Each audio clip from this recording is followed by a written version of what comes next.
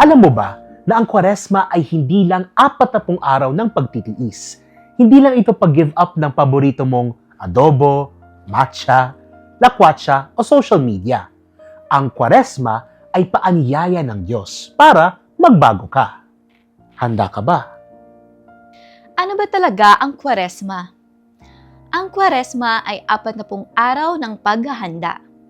40 days ng pagbabalik loob, 40 days para ayusin ang ating mga puso. Katulad ni Jesus na nag-ayuno ng 40 araw sa ilang. Tayo rin ay tinatawag na mag-ayuno.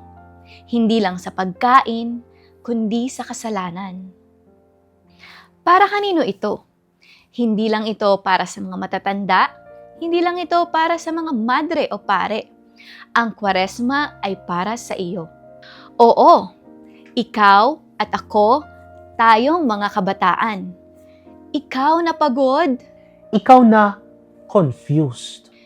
ikaw na may pinagdadaanan. Ikaw na may kasalanang tinatago. Mahal ka ng Diyos. At ito ang panahon para bumalik. Handa ka na ba para sa ating 3 hamon ng Kwaresma? Una, panalangin. Hindi lang, Lord, thank you. Kundi, Lord, baguhin mo ako.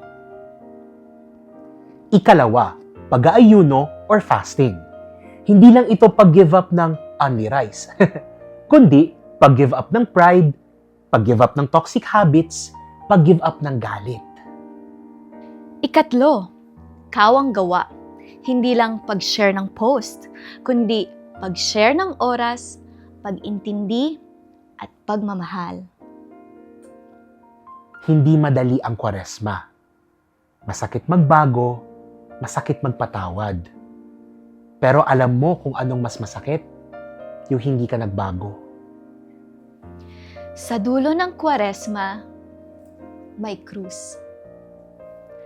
At sa krus, may sakripisyo. Ginawa iyon ni Jesus para sa'yo. Hindi dahil perfect ka, kundi dahil mahal ka niya.